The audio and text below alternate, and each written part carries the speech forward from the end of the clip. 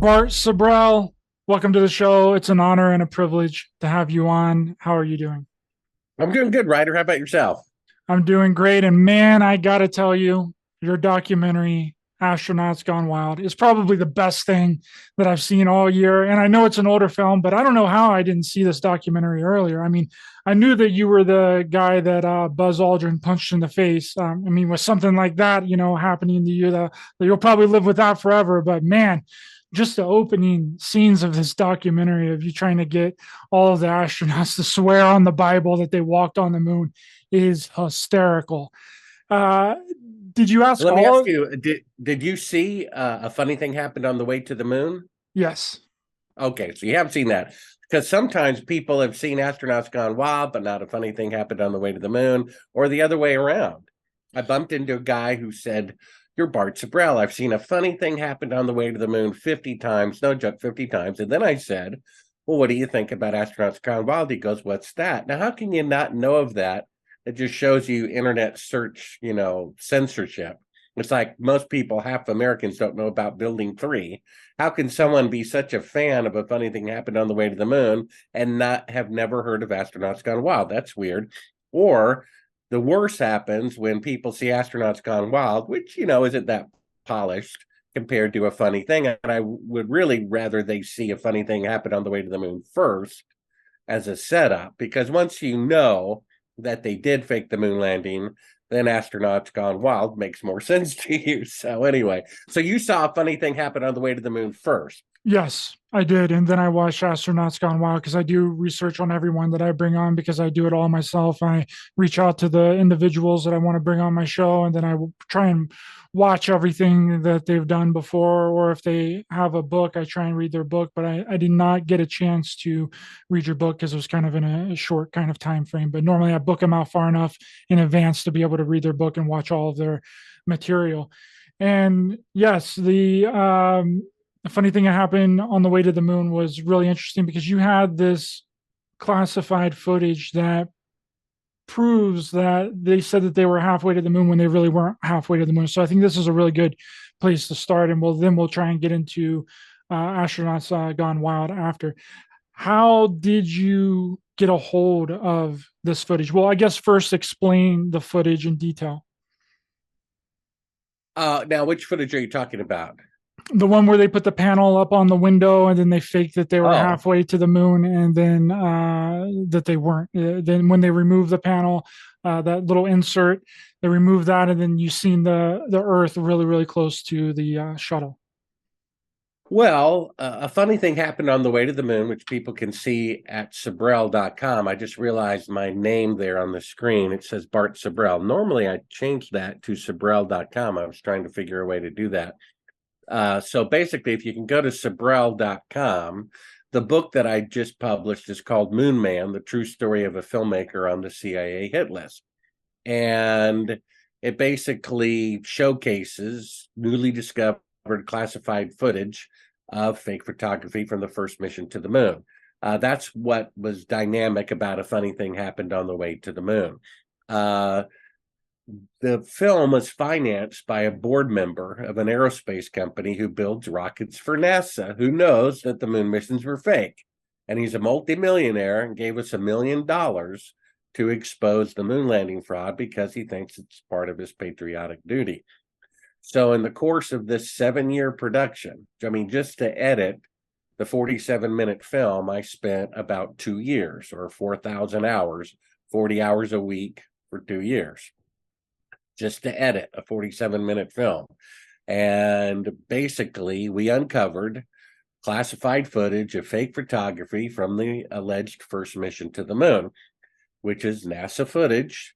And when you pop in the tape, it says do not show to the public. So if people just go to Sibrel.com, the book Moon Man that just came out is interactive. There's 16 video clips throughout the book. So basically, I write a chapter and say, now look at link 1, write a chapter, look at link 2, so you know what I'm talking about in the book.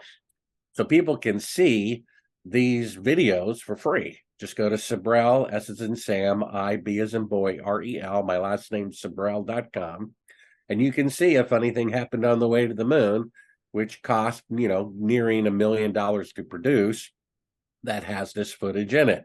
And the crew of Apollo 11 is faking being halfway to the moon. I asked NASA for unedited footage, and everything that they send out is pre-edited. They don't even have the launch from like, T minus a minute down to zero without editing from 60 seconds to 30 seconds. I mean, it's really remarkable. They don't want you to get unedited footage of the mission. This particular tape someone at NASA gave me is unedited. You pop in the tape, it says do not show to the public on the screen. It's dated by NASA's own atomic clock 2 days into the flight, where they're supposed to be halfway to the moon. Now, NASA aired about maybe 20 seconds of the best part of this footage, including a segment where we catch Neil Armstrong lying, saying we're 130,000 miles out. And right before that, actually, he asks NASA, he says, well, how far do your computers say that we're out? And then he repeats it back. Well, he has the most advanced computer on the planet right there beside him, but he's still in Earth orbit. So it says 250 miles away from the Earth, which is where the space station is. They never left Earth orbit. And what a surprise, 50 years later, they still cannot leave Earth orbit. That's why there's mannequins orbiting the moon on the Artemis mission. So he asked NASA, how far do you have us out? Because they were all running a computer program. A computer operator, after the launch, said that they could tell no difference whatsoever between a simulation and an actual flight, just a bunch of numbers going by on the screen. So Neil Armstrong didn't want to contradict the simulation that was running. How far do you have us out? And then he says for the segment they aired, we're calling in from 130,000 miles out, because he was just told that's what the distance the computer said. And basically, you see a little blue Earth with black around it that allegedly is the camera at the window's glass of the spacecraft looking back at the Earth far away, halfway to the moon. Well, the lights come up. The camera's actually away from the glass at the back of the spacecraft. They've turned out the lights, and the Earth is partially outside the window in Earth orbit, but it looks like the Earth floating in space. They basically created a 1 foot model, pretending that it's the Earth floating in space. The lights come up. You see it's a 1 foot model of the Earth that they're faking from the spacecraft. And there's a third track of audio of the CIA telling them not to answer NASA right away, because that would give away the fact that they're really close to the Earth, because there should be, according to their calculations, a 2-second radio delay to go out and a 2-second to come back. So we hear the CIA telling them to wait 4 seconds and then talk and then, create a fake radio delay. All that is on the tape too. So when I saw that 3.5 years into the 7-year project that I was producing under the theory it might be true that they faked it, lo and behold, I catch them faking being halfway to the moon. And I'm like, okay, they're clearly faking being halfway to the moon, which means they cannot go halfway to the moon. Otherwise, we'd be seeing real footage of the real Earth out the window. So if they can't go halfway to the moon, it means they can't leave Earth orbit. And if they're faking being halfway to the moon, it means they never left Earth orbit. It means they never went. I showed this footage to the news director at NBC, where I worked in the news department. He turned pale white, collapsed in his chair, and said, oh my gosh, this absolutely proves they did not walk on the moon. They never left Earth orbit. I said, yeah, what do we do? He thought about it and then said, believe it or not, I cannot broadcast this. It will cause a civil war. I will not go down in history as the man who caused the next American Civil War. 10 years go by, we get another news director at NBC. They see the same footage. They're also 100% convinced that it proves they did not go to the moon. They fly me to NBC headquarters in New York. They interview me, put me up in the Waldorf Astoria Hotel, pay me thousands of dollars for exclusive license to air this footage nationwide. Breaking news, the moon landings are fake. They canceled the program, the producer told me, because they got a call from the United States federal government threatening them not to do it. So this is the state of affairs. It's not a theory. that they didn't go to the moon. It's a fact. We have 4 proofs that anyone by themselves would prove it. So we have 4 times the evidence necessary that proves they didn't go to the moon. The first is simply deductive reasoning.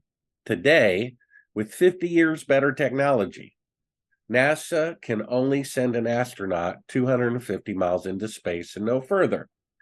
That's why there's mannequins orbiting the moon. Okay, so the moon is 1,000 times farther than that. So what they're saying is that 50 years ago, when all of NASA combined had 1/1,000,000th the computing power of a cell phone, they sent an astronaut 1,000 times farther than they can do today with 50 years better technology. Well, that means that they're claiming that they had greater technology in the past than in the future. But wait a minute, that's a historic and scientific impossibility, which means the 1969 claim was a forgery.